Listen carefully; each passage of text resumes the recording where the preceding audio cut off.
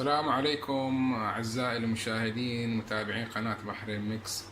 اليوم طبختنا عبارة عن مندي البحريني، وطبعا هذه الطبخة تتميز في شو اسمه اللي هو الخليج العربي، متميزة هذه الطبخة.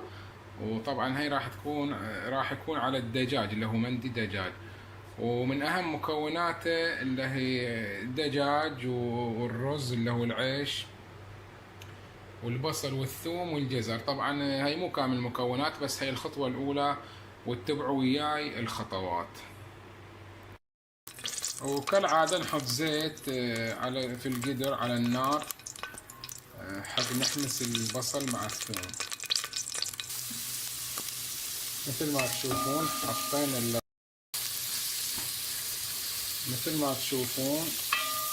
حطينا الثوم مع البصل، نقلبه على نار هادية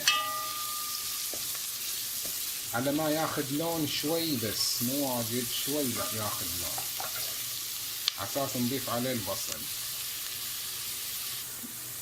ومثل ما تلاحظون ما يحتاج نخلي البصل والثوم يصير لونه احمر، بس يدبل شوي، يعني تاخذ عليه النار شوي يدبل، ونضيف عليه الجزر. زين، وبعد ما نضيف عليه الجزر نحركه بعد شوي، نحركه مع الثوم والبصل على ما يدبل شوي الجزر.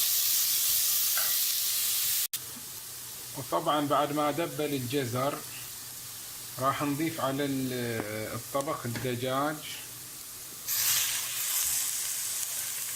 ونخلي فوق الدجاج اللي هي البهارات اللي هي المكونة من فص ماجي وفلفل أسود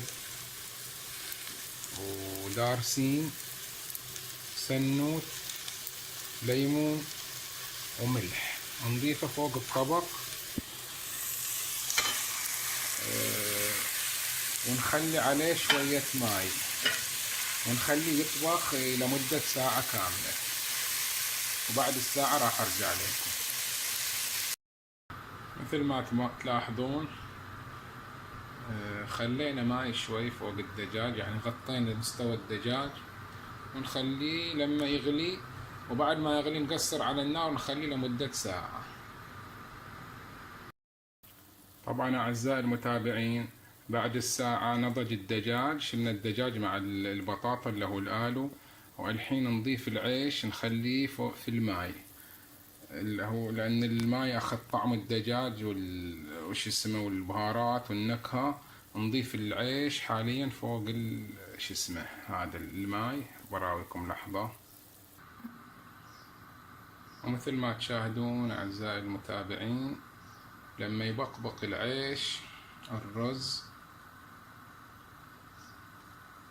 لما يغلي نخليه بعدين على نار هادية كلش، نقصر على النار ونغطيه إلى مدة تقريبا ربع ساعة، وارجع لكم بعدين.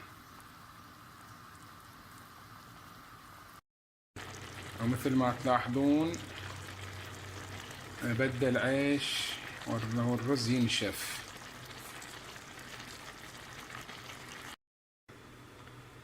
وفي النهاية أعزائي المتابعين مثل ما تلاحظون نشف الماي